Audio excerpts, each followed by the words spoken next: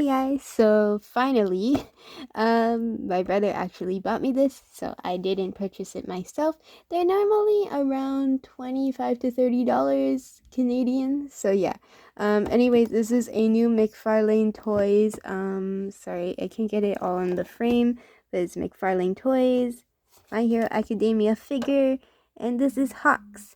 Now, Hawks is one of my favorite pro heroes, and, to be honest, I thought they wouldn't do a figure of him. Actually, it's been a while since McFarlane Toys came out with a new My Hero Academia figure, and to be honest, some of their details about why they don't make female figures kind of confuses me. So apparently McFarlane himself, the owner of the company, said that he thinks that female figures don't sell as well as male figures, so he kind of just didn't bother to make a bunch of the female figures. So yeah, which kind of sucks because I do want a Froppy one because Froppy is my favorite. The only female one they have is Toru, but she's invisible, so it's kind of like, what the heck? Like, it's not a full-on figure. So yeah, but I do love Hawks a lot, so I wanted him. I haven't kept up to date with the McFarlane Toys figures, to be honest, because after getting, like, I think it was Lemillion and Endeavor, after getting them, they started focusing on, like, their 5 or 6 inch figures, like the smaller ones, and they were just repeating characters at that point. So yeah, but it has 22 movable parts. For those of you who haven't seen my other figures that I got from them, it's in the playlist with, like, the figure reviews and stuff like that. But yeah, so this one is the Hawks one. The back of the packaging is the actual figure itself rather than just, like, the artwork. Before they used to use the artwork, but now they changed to this, which is just the figure. So yeah, but it still looks pretty cool. Ages 12 plus, and I'm gonna open it from the bottom because that's the easiest way. There's only one seal. The top has two, and also I don't want to ruin the top anyways.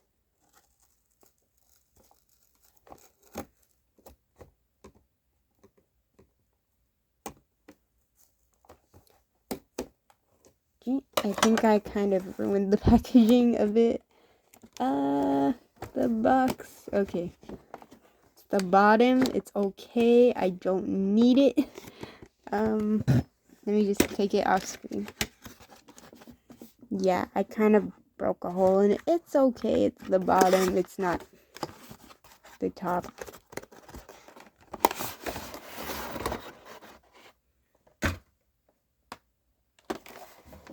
Okay, I'm really excited about this one because he has wings and I really love Hawks a lot. So let's open it and see.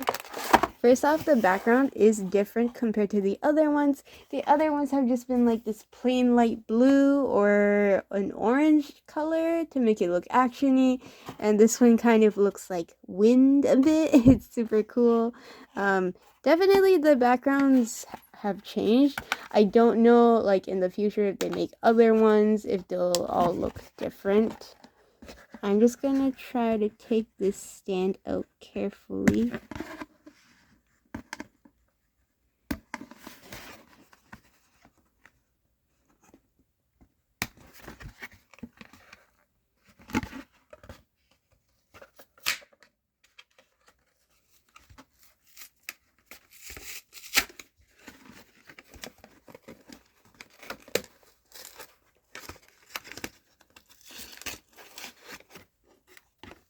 I'm just gonna keep it here so that way it's not as noticeable when I actually ruined part of the box.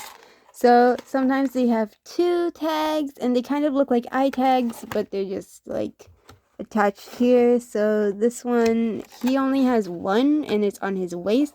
Some of them have 2. These are kind of difficult to cut off, so I'm gonna be careful because it's always close to the figure. So just like this. There we go. Some of them were more difficult to take off for other characters.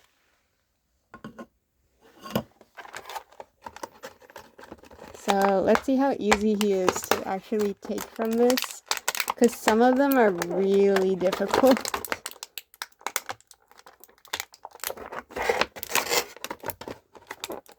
So there's holes in the packaging where his wings are, so you have to be careful and take it out. So these are kind of like bendable, so it shouldn't break when doing so. I know I'm kind of manhandling the figure, and I'm trying to be careful though. It's just because the packaging is really difficult to deal with. Oh, I hit the stand. I am so sorry. Okay, so anyways, besides that wobble, here he is. Super cool. So let's get a look on his face. You can see the detailing of his hairs, like they even sculpted some like different parts of the hair to make it look like there's lines in it, which is really pretty. Here's the back side. It's just kind of a bunch of spikes. The camera doesn't want to focus. So yeah, let's focus on his shirt first and his jacket. So nothing's removable. All of the clothing is sculpted on. Typically McFarlane has like the sculpted on clothing, which does interfere with some of the posability between different characters, because sometimes the characters have clothing that's in the way of certain parts. So I would say like Ida, his legs are in the way. What is it? Bakugo doesn't bend that well in terms of his arms, like the articulation, because his gauntlets are in the way, so that type of deal. Kirishima, a bit difficult on the legs because his skirt area, but yeah. So for Hawks, his arms are pretty flexible, like they reach up and down. The wings are kind of in the way, but I think you can move them too. I'll get to them later, but you can move them. And then you can also twist them around like so, and then move them up.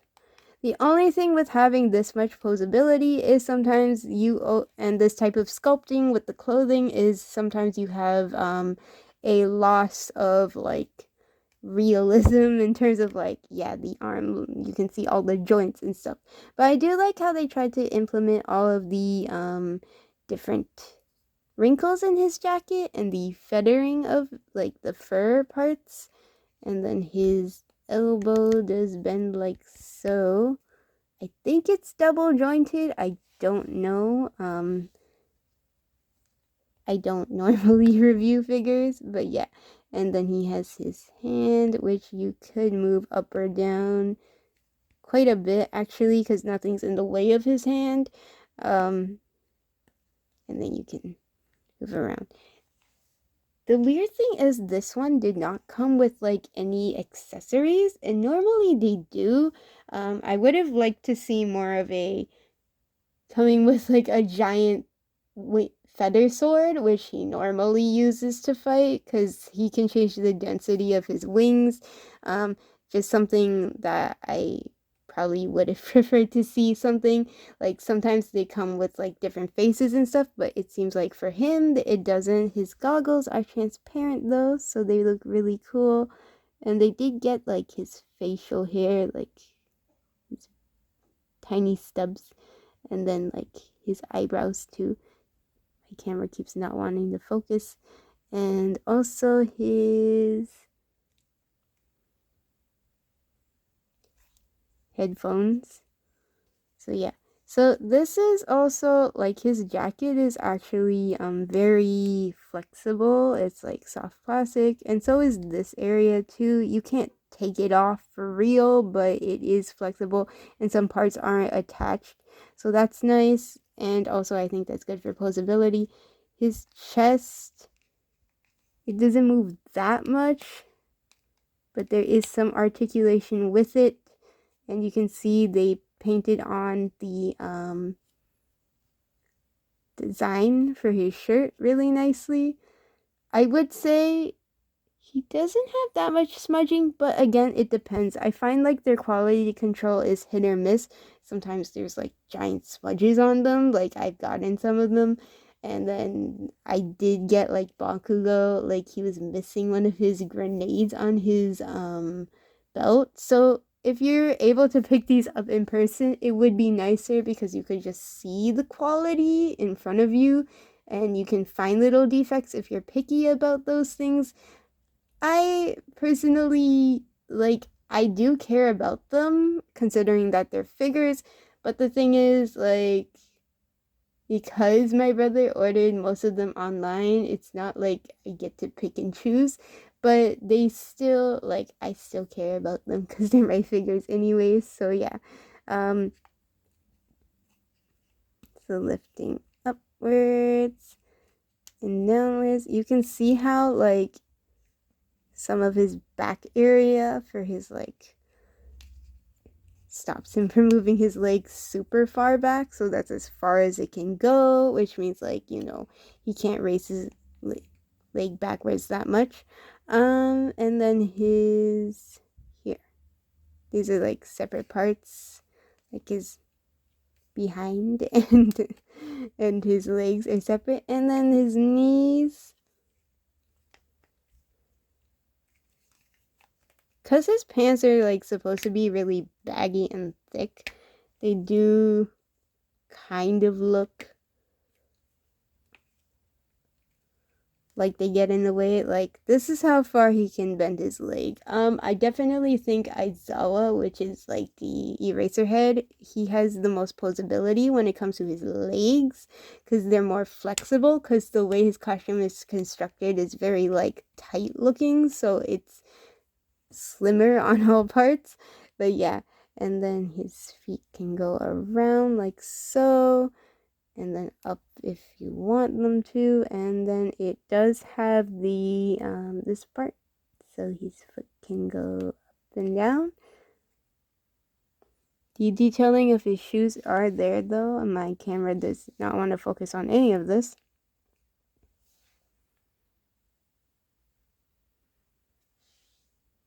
There, some focusing. Okay, and they did put some wrinkles for his gloves on like his wrist area, so they did put quite a bit of detail. And the last thing are his wings. I was really excited about this because when you flip them behind, and I saw pictures of it behind, it actually does have posability. Does this look like it's not in all the way? Is something wrong with this one?